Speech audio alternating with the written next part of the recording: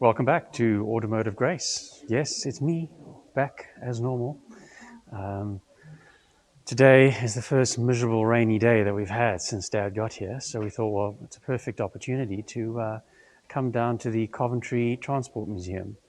So we managed to rush through the pouring rain, get our parking ticket in the pouring rain, and we're inside and we're going to do some exploring.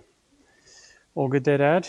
What do you think of our great British weather? I don't like your weather. The weather's terrible, terrible. Raining all the time. Only from today, though. Yeah, only from today. It's been unbearably hot until now. So This is typical British weather. this is more like it. Welcome to Britain. What is mine? Oh, and a beautiful Elvis TE21. Fantastic. Lovely, huh? Common Hillman. Oh, SS Jaguar. That's nice. So here they really take you through the whole journey of transport, because this is a transport museum, not a car museum. So really from the early bicycles to self-powered bicycles. I consider the most beautiful, the safest and prettiest costume for bicycle riding to be a pair of musical To the early automobiles.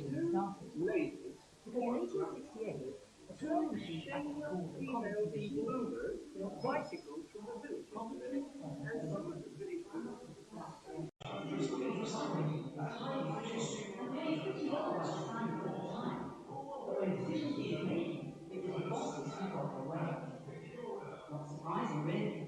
For instance, Ian Hillman put £22,000 into his car company by 1914. That's £2 million in today's money. Like the unrestored cars. What wealthy owners wanted wasn't always good for business. They liked making big, expensive cars like the 1912 Sydney.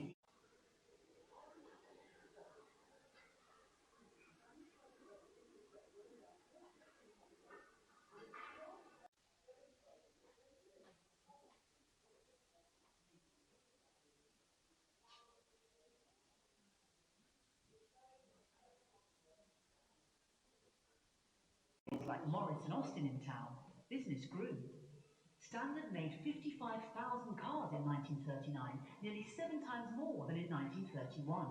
Things were really taking off. My favorite car, well, maybe my second favorite car, 1935 Jaguar SS. Wow, just look at that. Look at those lines. Wow, that's fantastic. Sizable boot at the back as well.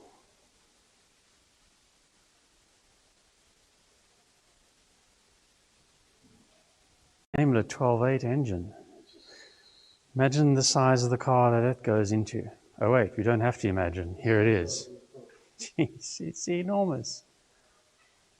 35 Queen Mary Jaguar. Coventry didn't stand much chance during the war. Such an easy target. All the factories.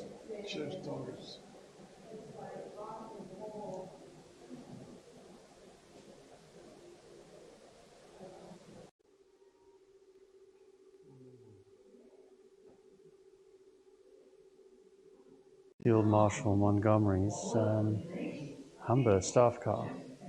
Post-war manufacturing for the overseas market. Lovely standard 10. And oh, nice TR2 there. 54.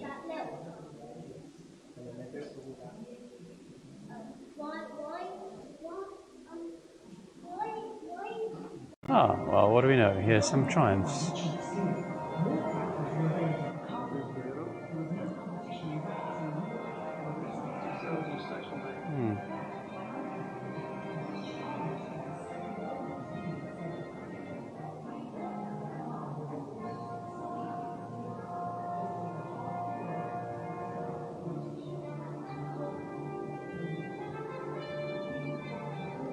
Well, we're about to cross the picket line, which was the end of the British motoring industry, sadly.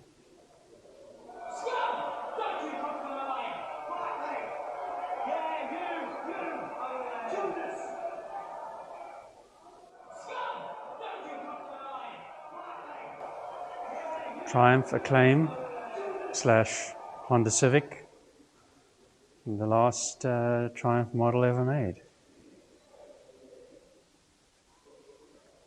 Unusual to see one that hasn't rusted away to dust.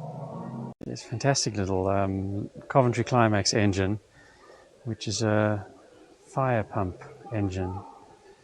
And yes, it did end up in Formula One cars and the Lotuses racing very successfully.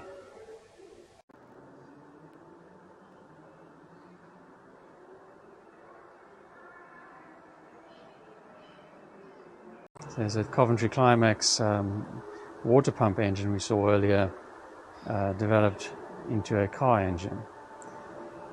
And then two of them together into a V8 Formula One engine. And if that's not cool enough, you then have the multi-valve twin overhead cam Coventry Climax Formula One engine. Wow, those are cool. Oh, what a fantastic 1960 Mini, Morris Mini. Do you like Minis? How about you, Dad? You had a Mini Cooper in the day. Cooper S. Cooper S in the day. 998cc. Yeah, Yeah. Mine was 1071. Ah, 1071cc. Before they made the 1275cc. lovely unrestored 23 Model T. Gotta love a Jaguar XK150. And just over here is a 52 Ferguson R4 prototype. Prototype for the Ferguson Formula four-wheel drive system, which later found its way into Jensen Interceptor for the Interceptor FF. Well, this vehicle is a pretty cool looking thing, and it's definitely something that I find very interesting because it is a Bitter Tasco made by Bitter in Germany, just like my 74 Bitter CD, and it is a prototype which unfortunately never got built because Bitter obviously was in administration and it never saw the light of day. What a shame. Well, it's a shame that Bitter didn't make a success. The CD and then the SC was pretty much the last production, other than the Holden Monaro based CD2, which never made it into production.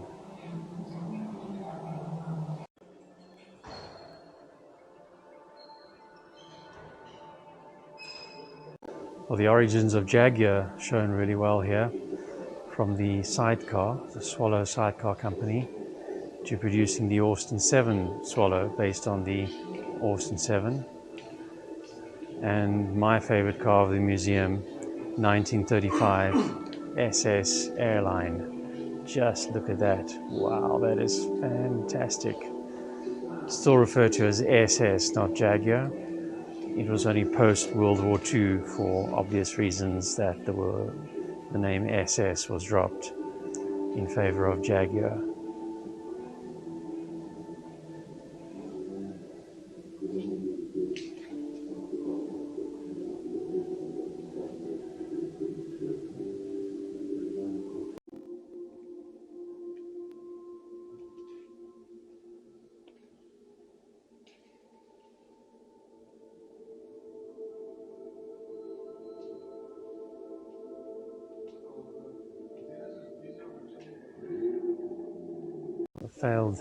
Failed Jaguar Formula One team, which I believe is now Red Bull. Lose track of these things.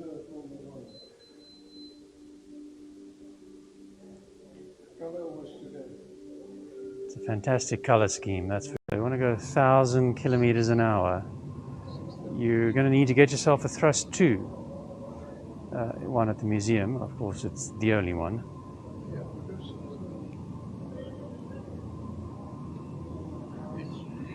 And there's always somebody who wants to go a little bit faster, so for them you'll have to get a Thrust SSC, which is the only man-made vehicle to break the sound barrier.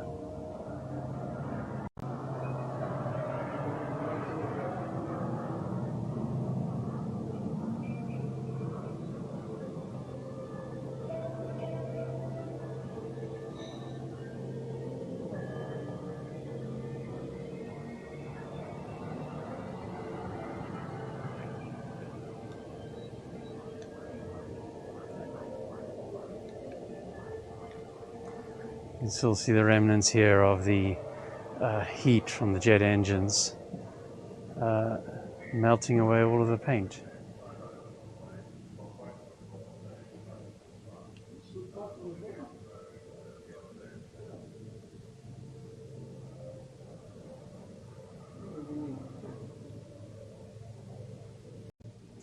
So this is the Bloodhound LSR, which was meant to go to Huxley and Pan in South Africa in 2019 to break the record set by Thrust SSE. Unfortunately, like many of these things, it all comes down to finance. So the project is on hold, and the land speed record car is being stored here at Coventry Museum until such time as they can secure funding to continue with the attempt. Now, believe it or not, on the tail fin here, you can see some fine print going on. At a point in time, this project was accepting donations from many individuals, and each individual that made a donation had their name printed here on the tail fin. And you'll never know it, but somewhere on there is my name because I donated something towards the project. As yet to be realized, but at least I know my name is up there. Right, well, I would say I quite enjoyed that. How about you, Dad? Oh, it's absolutely fantastic, fantastic. I especially like the land speed record cars, and it was a bit of a pleasant surprise to find the Bloodhound car here. As you know, the project has stalled, and there's a South African connection with Huxley and Pan, where the car was due to break the record, and it's currently being stored here in the Coventry Transport Museum. So Until they get money. until they get the money. So yeah, you never know. Maybe a record car soon.